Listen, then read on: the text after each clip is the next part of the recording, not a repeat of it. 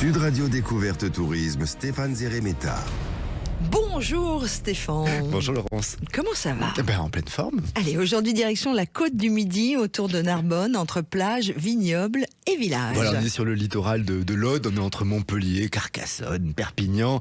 C'est vrai que c'est une destination qui réunit 35 villages de caractère. On est autour de Narbonne aujourd'hui. Donc on va passer des ruelles romaines aux salins, les étangs aux plages, des vignes aux canaux qui sont classés à l'UNESCO.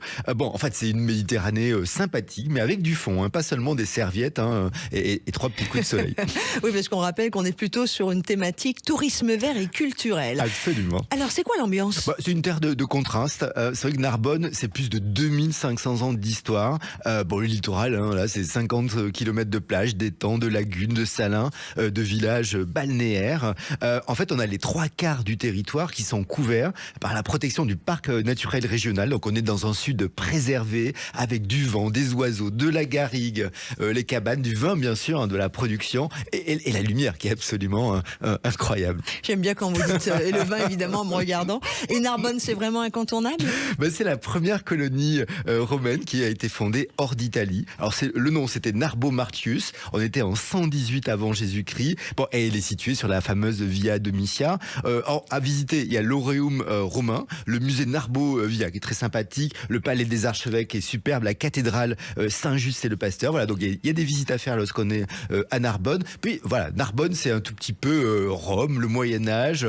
Et puis l'apéro aussi en même temps. Je vous regarde à nouveau. Alors, on va pas tout de suite parler de ça avec modération, mais on va commencer à parler nature. On va commencer par quoi? Allons nous balader un tout petit peu. Oh, la réputation que j'ai, moi.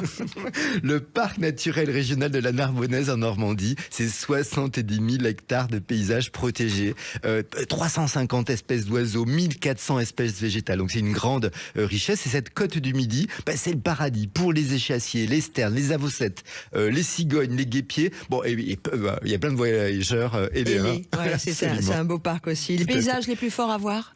Mon coup de cœur, c'est le massif de la Clappe. Là, c'est une ancienne île qui est devenue un massif calcaire. On a des falaises, des pinèdes, les garrigues sur les corbières. Les collines sont sèches avec les domaines viticoles, bien sûr. Qui dit corbière dit domaine viticole. Il y a aussi des superbes sites naturels. Le gouffre de l'Œil Doux, le plateau de Leucate, les anciennes salines aussi à Périac-sur-Mer. C'est vraiment très sympathique. Et la fameuse abbaye de Fontfroide.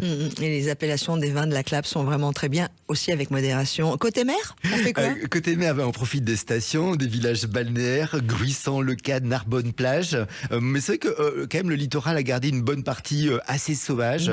Il faut savoir que c'est aussi le royaume des sports de glisse, kitesurf, planche à voile, nautisme bien sûr. Le canal du Midi, le canal de la Jonction, le canal de la Roubine, là c'est une ambiance un peu plus lente, plus douce. On est entre les villages, encore les vignes, l'eau tranquille, les vignes sont de partout. La péniche, c'est vraiment très sympa pour les vacances. Et dans l'assiette? C'est vrai que cette côte du Midi, elle a un vrai côté gourmand. Il y a les fameuses olives Luc, surnommées les diamants verts, de la truffe, du miel de Narbonne, le sel, on a dit, les anciennes salines à Gruissant, bien sûr du poisson frais, les huîtres de Leucate. Et puis, côté vin, la vigne, c'est aussi l'ADN du territoire, Corbeil, Minervois. Ça, c'est quand même des noms importants, des vins puissants, solaires, ça sent la garrigue. Finalement, même le verre prend un tout petit peu le soleil. Oui, et puis on rappelle que nos vignerons l'année dernière avaient vécu cette ravageur feu du côté de l'Aude. Oui, absolument. Les mais cette année Corbières, aussi un les tout petit peu, Minervois, malheureusement. Voilà. Donc n'hésitez pas à aller les découvrir et acheter du vin, ça leur fera aussi du bien. Pourquoi on y va vraiment d'ailleurs, à part ma passion du vin? Absolument. C'est qu'elle réunit un tout petit peu tout, cette côte du Midi, l'histoire romaine, patrimoine médiéval, ses plages, ses étangs, les oiseaux aussi qui étaient magnifiques. Et puis c'est une destination lumineuse, moi que je trouve aussi assez sauvage, ça c'est plutôt sympathique, cultivée, gourmande.